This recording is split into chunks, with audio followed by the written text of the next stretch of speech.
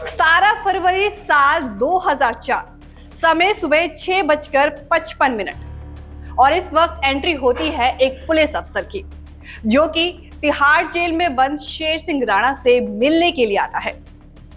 कहानी जारी रखेंगे, लेकिन उससे पहले आपको बता दें कि पंकज सिंह उर्फ शेर सिंह राणा एक ऐसा नाम जो कि एक राजनीतिज्ञ है, जिसने एक भारतीय डकैत से सांसद बनी फूलन देवी की हत्या की थी। बता दें कि अगस्त 2014 में राणा को आजीवन कारावास और फूलन देवी की हत्या के लिए 1 लाख जुर्माना, साथ ही हत्या के साजिश के आरोप में 10 साल की सजा सुनाई गई थी। कहानी पर वापस लौटते हैं और बताते चले कि उस वक्त अफसर शेर सिंह को तिहाड़ जेल से पेशी के लिए ले जाने के लिए आता है और महज 10 मिनट के अंदर यानी 7:05 पर फूलन देवी की हत्या का मुख्य आरोपी शेर सिंह राणा तिहाड़ जेल से बाहर आ जाता है और फिर 40 मिनट बाद यानी 7:45 बजे जेल प्रशासन को पता चलता है कि राणा कोर्ट नहीं गया, बल्कि जेल से फरार हो गया है। आरोपी शेर सिंह राणा असल में जेल से भागने की यह साजिश पिछले 1 साल से रच रहा था, जिसकी जेल प्रशासन को भनक तक नहीं लगी। अब आपको बताते हैं कि यह किस्सा तब शुरू हुआ जब राणा को आभास हुआ कि उसके खिलाफ चल रहे मुकदमे के फैसले में उसे सजाए मौत भी हो सकती है। तब उसने जल्द से जल्द साल 2003 में जेल से फरार होने की ये योजना बनाना शुरू की थी। इस योजना के तहत उसने जेल में रहते हुए अपने सूत्रों के जरिए उन गैंगस्टरों के पास सूचना पहुंचवाई कि वे जेल से भागना चाहता है। और फिर क्या था, गैंगस्टरों ने भी राणा की फरारी के लिए पैसों का इंतजाम करने की मंजूरी दे दी। अब राणा को एक स्कीम की जरूरत थी। तभी उसे ख्याल आया अपने कस्बे रुड़की के एक बहरूपे संदीप का। राणा ने संदीप तक अपना मैसेज पहुंचवाया और उसे जेल में आकर मिलने को कहा। संदीप ने जेल में आकर राणा से मुलाकात की और राणा ने पूरी स्कीम उसे समझाई। राणा की तिहाड़ से फरारी में साथ देने के लिए संदीप राजी हो गया और उसने कहा कि वे इस काम के लिए 6 लाख रुपए लेगा।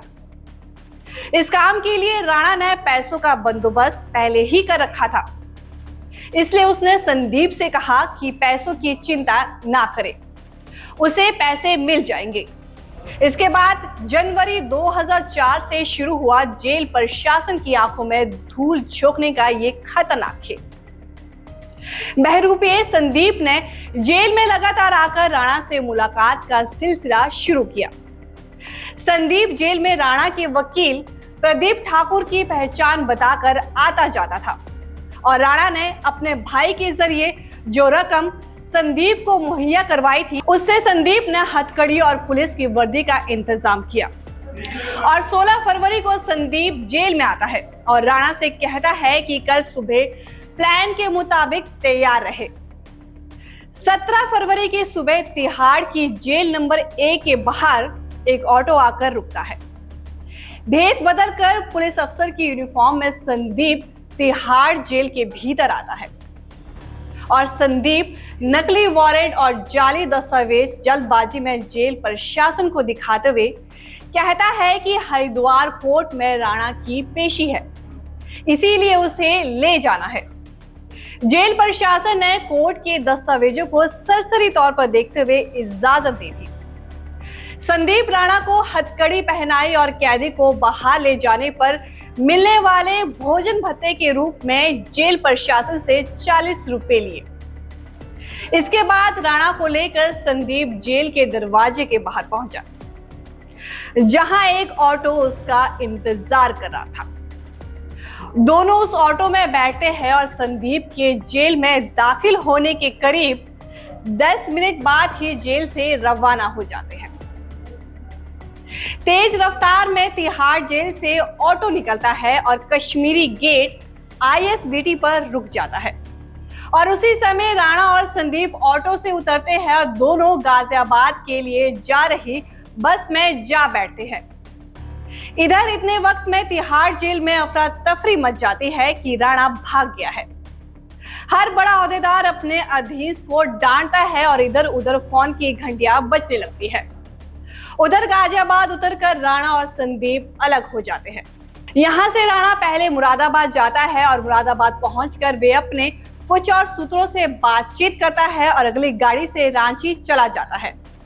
वहीं इस बीच पुलिस कार्रवाई करते हुए रुड़की, हरिद्वार और मुजफ्फरनगर स्थित राणा के तमाम ठिकानों पर छापेमारी शुरू कर देती है, लेकिन राणा का बाल तक पुलिस को नहीं मिल पाता और रांची पहुंचते ही राणा अपने एक मददगार से मिलता है और स्कीम के मुताबिक इंतजाम का जायजा लेता है। राणा का दोस्त उसे कुछ ही देर में नकली पासपोर्ट देता है, जिसमें राणा की पहचान दिल्ली पुलिस की एसपी के तौर पर दर्ज होती है।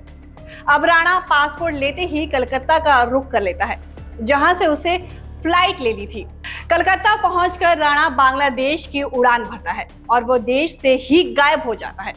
हालांकि कुछ ही दिनों में राणा का साथ देने वाले संदीप को पुलिस गिरफ्तार कर लेती है, लेकिन संदीप से राणा की कोई पुख्ता खबर पुलिस को नहीं मिलती।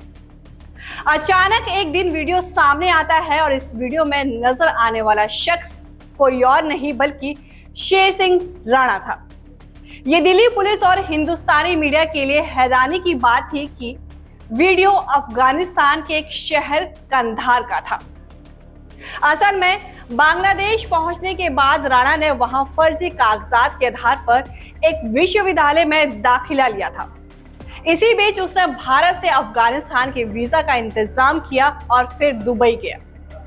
दुबई में कुछ वक्त में अतिरिक्त रकम का इंतजाम करने के बाद राणा ईरान के रास्ते अफगानिस्तान पहुंचा।